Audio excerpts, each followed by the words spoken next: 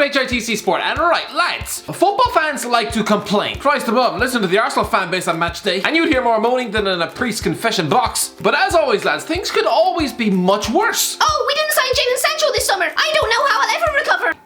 You think that's bad? At least your sister didn't give birth to you in a roadside ditch. Do you have 7 toes on 1 foot? Do you make love to your unwashed scarf in a bath? No? Well then shut up and get a grip. What I'm gonna do is take a look at every Premier League club and find where they would be if their worst case scenario happened to them this summer. Right, let's go. Arsenal, Pierre-Emerick Aubameyang doesn't sign a contract. Okay, yes, I realise Pierre-Emerick Aubameyang has started the season half asleep, but lads, he's clearly one of Arsenal's only few pieces of world-class quality in the team. Surprisingly, the Gabonese international seems to be charmed by the intensity of the fans. I don't know what. Look at him, he's almost crawling into his car. Most footballers would call the police. Imagine stuffing your face in Phil Foden's window. The poor lad would probably urinate down his left leg. This sort of Arsenal fangirling is probably on par with the One Direction chaos. A fan base who probably crawl across 3 miles of broken glass to even sniff one of Liam Payne's socks. So if Alba had understandably been scared off by this and rejected the new contract on offer, Arsenal and Mikel Arteta would probably finish about 11th in the league, because Aubameyang would be the new Alexis Sanchez, a disinterested, washed up shadow counting down the days until next June when he gets to leave at a goddamn free. And just like with the Chilean, the Arsenal fans would probably be driven to the point of madness in trying to convince him to stay. Like when troops followed Sanchez to the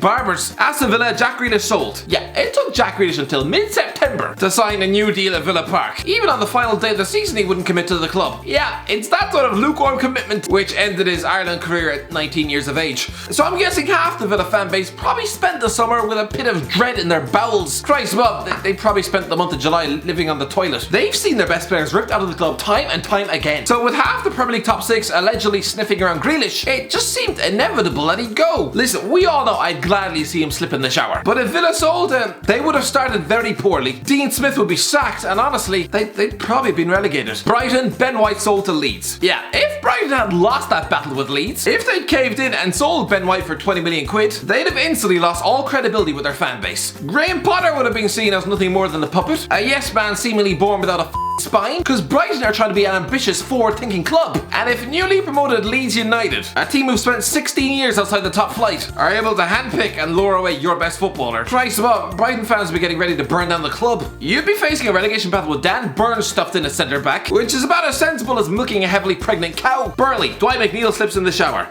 Yeah, pretty simple here. Dwight McNeil is arguably Burnley's only real player of actual skill and quality. Sean Dyche is probably largely resting their survival hopes on him somehow digging them out of a massive hole. He's the only maverick in the team who can do something other than kick it long and shove an elbow up a fullback's nose. So yeah, if he picked up a 6-month-long injury, ruling him out for the majority of the campaign, leaving Dyche to instead rely on Robbie Brady's sellotaped legs, then yeah, they might as well start mentally preparing for trips to Ipswich and Stoke next year. Chelsea, Lionel Messi signs for Man City. Yeah, bit weird to focus on Man City for this one, but lads, all summer long, Chelsea fans were tossing themselves off until they were pink in the face at the sight of the influx of big name transfers. It was a throwback to when Roman Abramovich first arrived in 2003. Finally, Chelsea could dream about a realistic title challenge under Frank Lampard, especially considering the likes of Man City were just filling their shopping basket with Bournemouth defenders and potential Nolitos. But if Messi had gone to the Etihad, it would be game over. Chelsea fans would just have to automatically consign themselves to a 4th and probably 5th consecutive seasons without the league title, which would be their longest Premier League title drought since 2004. Crystal Palace, Wilfried Zaha sold. Well, for Wilfried Zaha, the worst case scenario has already happened to his career. He turns 28 next week and is still employed at Selhurst Park. But Crystal Palace fans probably can't believe their luck. They know that the day Zaha leaves their club is the beginning of the end for their Premier League status. And considering the Ivorians wanted to quit for over 2 years now, considering Palace even dropped their asking price, the supporters had probably accepted that they'd never see Zaha again, leaving Roy Hodgson to rely on Andros Townsend every week as they tumbled back into the Championship. Everton, Richarlison sold. That's Richarlison has been massively linked with Barcelona all year. He's kind of like the B-Tech version of Neymar. Similar positions, same nationality, but about a quarter of the price. Toffee's chiefs were probably bracing themselves for a phone call from Ronald Koeman. And if Richarlison had been allowed to waddle off to Barcelona, Carlo Ancelotti would be forced to rely on Alex Iwobi every week, meaning they'd probably finish about halfway down the league. Because do you see how bad they were without the Brazilian against Southampton and Newcastle? That would be them all season long. Ancelotti would be gone by Christmas, Duncan Ferguson would take the reins again, and they'd finish about 11th, priced above. Fulham, if owner didn't release funds. Right, pretty simple.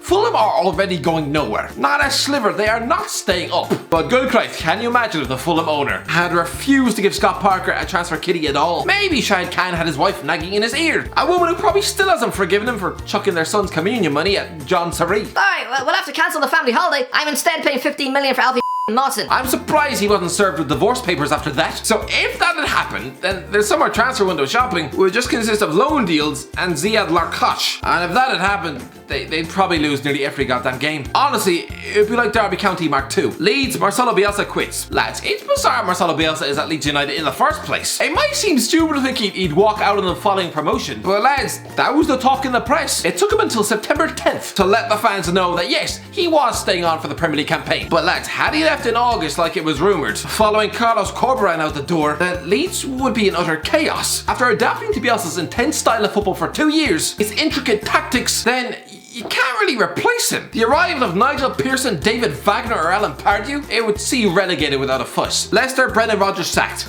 Okay, this might sound laughable now, but lads, because of Leicester chucking their top 4 hopes down the toilet, there were actually fans wanting Brendan Rodgers sacked for the crime of finishing 5th in the league with Leicester City. You see how spoiled modern fans can get? Lads, Newcastle once sacked a man for finishing 5th, and they've regretted it ever since. Rodgers is the best possible manager Leicester could entice to the club right now, so sacking him would have been a laughable knee-jerk reaction to a bad run of form. Whereas the sacking of Ranieri galvanised the squad. I'm pretty sure now, with all of them on board with Rodgers, then the imminent return of Craig Shakespeare in the dugout would probably cause a revolt. Jamie Vardy would have had a loss of form, James Maddison would have down tools, and they would have wound up in a relegation scrap. Liverpool, Jurgen Klopp quits. Yeah, it probably wasn't that realistic for Jurgen Klopp to walk away this summer, but why not? He literally achieved everything he set out to at this club. His job was done. That's why he was speculated to walk away on a high this summer. And lads, if he had done that, you're damn right that would be worst case scenario. Who'd replace him? Stevie G? Yeah, he's doing a good job at Rangers, but if he lands his job now at 40 years of age, after just 2 years in Scotland with no Premier League experience, then yes, they will be stuck in another battle for top 4. Cause lads, Steven Gerrard is not ready yet. Man City, European ban not overturned. Lads, Man City fans might proudly boast that they don't like the Champions League, but they must be seriously relieved their European ban was overturned. If it hadn't, and they were dumped out of the Champions League for 2 years straight, there would have been a massive summer exodus. Cause do you really think a 29-year-old Kevin De Bruyne would have willingly accepted 2 years of no European football? Man United, Harry Maguire goes to jail. Okay, considering his performances this season, Man United fans might secretly wish that Harry Maguire was stuffed in a Greek prison cell, but no, think about it lads. This is your current club captain, someone you spent £80 million on. Just think about it. If he had received a 5-year prison sentence, it would be a financial nightmare. You'd essentially have to sack the most expensive defender of all time just 1 year into a 6-year contract and in the midst of a global pandemic. And forget the finances. What do you think that would have done to the morale of the squad? Do you really think they'd be able to just get on with their job, knowing their teammate is banged up abroad, eating bowls of his own fingernails for lunch? There'd be court cases, appeals, fan protests, an utterly chaotic start, an unwanted distraction, which would probably cause Man United to have their worst season in decades. They'd probably finish about 8th. Newcastle, no takeover. Right.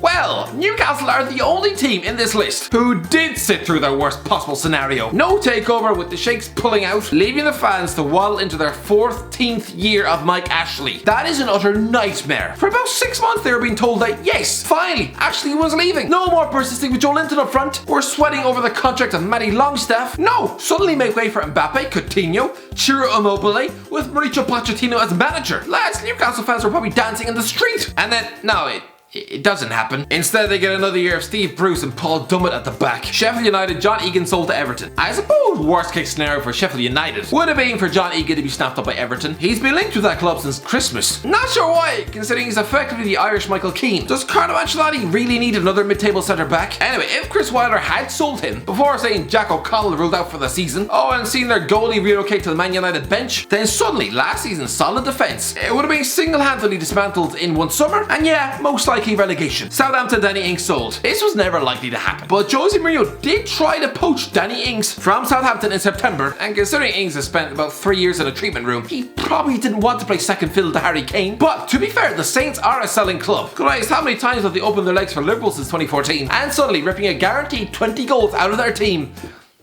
It would be a relegation battle. Tottenham, Harry Kane injured again. Lads, Harry Kane is a world-class footballer, but he is injury prone. It wrecked last season's chance of the Golden Boot, spoiled the Champions League final the year before, had he broken a foot in the summer, ruling him out for 6 more months, leaving Jose Mourinho to desperately chuck Gareth Bale up front every game. That would be the end of the top 4 bid, right there on the spot. West Brom, Slaven Bilic quits. Lads, Slaven Bilic is a good manager, and I promise you, West Brom cannot do better than him right now. Who are they going to get? Bring back Nigel Pearson? You know, their caretaker manager from 2006? Or as Sam Allardyce, whose passion for the sport was beaten out of him by the media in 2016. Bilic was linked with an exit recently after seeing Ahmed Higazi sold behind his back. And had he gone, that's relegation confirmed. West Ham, David Moyes sacked. Yeah, I said if West Ham didn't sack David Moyes, they'd be bottom by Halloween. Now, it turns out this isn't the Moyes of the last 10 years. This is a new, revitalized Moyes, more on par with the Everton version. You know, the pretty good mid-table manager. And yes, I'm doing the Weetabix next week. That was a weird sentence. No, I'm not gonna try and impregnate a breakfast snack. Don't worry, I'm just gonna rub it on my face. Wolves star players sold. As always, the worst possible scenario for Wolves would be if they'd sold their best players. Listen, Ruben Neves is into his 4th season at Wolves. 4th season. That is mental. He's officially spent most of his career at Molineux. If he, along with Yoga Jota and Matt Doherty, had gone and left the club, oh, you could forget about Europe then. You'd probably finish about 10th in the league. Oh, things would have gotten ugly and fast. Anyway, that's it. Let me know in the comments. Enjoy the video. Don't forget to like, share, subscribe, and as always, I'll talk to you in a while.